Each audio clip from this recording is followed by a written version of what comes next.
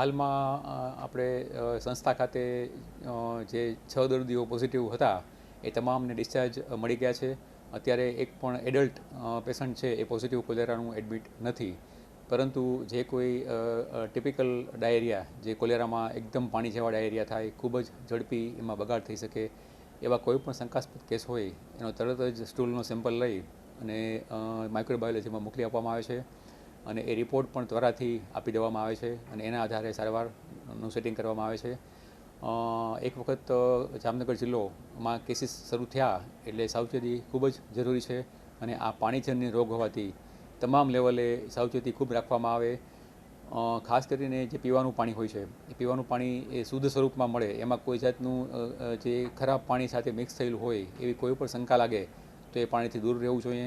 અને આ કોલેરા છે એ દૂધજન્ય પણ હોવાથી જે બજારના ગોલા ગુલ્ફી કે જેમાં બરફ પણ શંકાસ્પદ છે, ઠંડુ ખોરાક છે, વાસી ખોરાક છે, એવી જગ્યાથી એવું ખોરાકથી દૂર રહેવું જોઈએ, એવા પાણીથી દૂર રહેવું જોઈએ.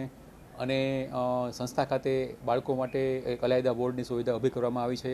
એડલ્ટના દર્દીઓને અત્યારે જે 700 પથારી ખાતે જે 9 વોર્ડ છે એમાં સમાવેશ કરવામાં આવે છે અને હાલમાં એક પણ દર્દી કોલેરાનું પોઝિટિવ દાખલ નથી. બાળકો માટે એક અલાયદું વોર્ડ એક ઊભો કરવામાં આવ્યો છે. તેમાં 14 ખાટલાની સુવિધા ઊભી કરવામાં આવી છે અને ત્યાં પણ સંપૂર્ણ સારવાર મળી શકે તેવી સુવિધાઓ ઊભી કરવામાં આવી છે. પરંતુ ત્યાં પણ હાલમાં લગભગ એક જ દર્દી દાખલ છે. એટલે પરિસ્થિતિ કાબૂમાં છે, પણ સાવચેતી ખૂબ જ જરૂરી છે.